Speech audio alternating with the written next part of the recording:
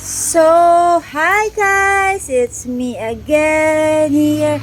Maria here. So, how's everyone? How's your Wednesday?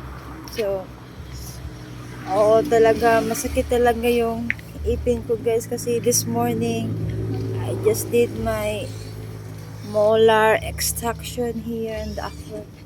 Wala na akong bagang.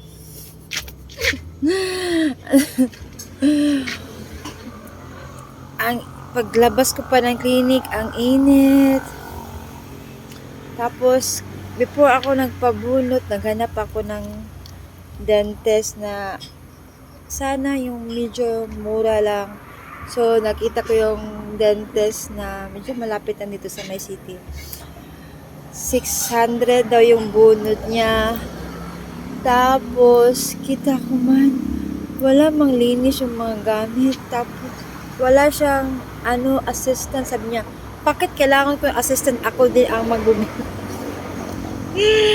So, sabi ko kasi sa kanya, Dok, wala ka po assistant, Dok. Sabi niya, bakit kailangan pa ng assistant? Ako din naman ang magbubunot. So, sabi ko nga, oo nga naman. Sabi niya, so, tingnan natin yung ipin mo. Check ko. Kita ko man yung nagaya ng ba. Oh my God, wala mang linis. Takot man ako sa mga baka matitanos tayo nito.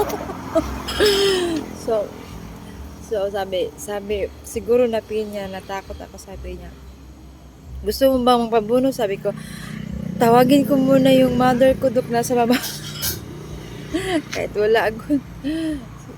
Balik lang ako, Dok. So, sabi niya, sige, paggaba ko, hindi na ako bumalik. Pumunta ako doon sa sa old dentist ko, dito lang sa may malapit sa may church, sa may cathedral, dito sa may Rizal Street.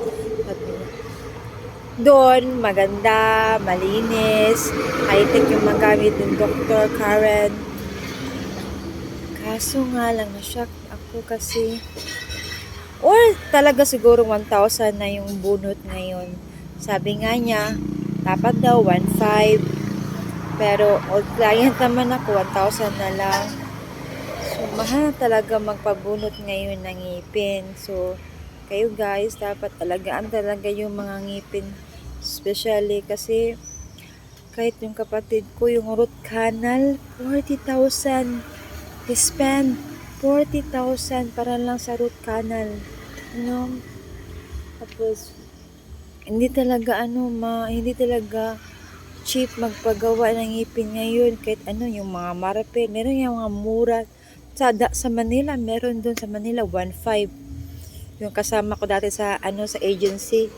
Kasi siya wala siyang ipin. Tapos sabi ng mga staff doon sa agency, kailangan na magpaipin para ma-select daw ng employer. Sus, kawawa naman siya, gumastos siya ng 1,500. Sumakit pa yung ngipin niya. Hindi din siya natanggap. Nauwi lang siya ng bahay. Tapos 1,500 lang sa Quiapo ang paggawa ng marpel. So, ako ayaw ko nga ng marpel. Aalagaan ko na lang yung natitira kong teeth. Kasi hirap pag hindi siya natural teeth mo. Hirap makakain, hirap makalasa nyo na. But anyway guys, we're selling our guava like 40 per kilo. So, nakabenta na kami ng siguro mga 5 kilo na. Malaki na Tadan. Papa ko ang ng balot nito. So, wala akong shares wala sakita. Kasi siya ang nagbalot ng mga bayabas. So, yeah.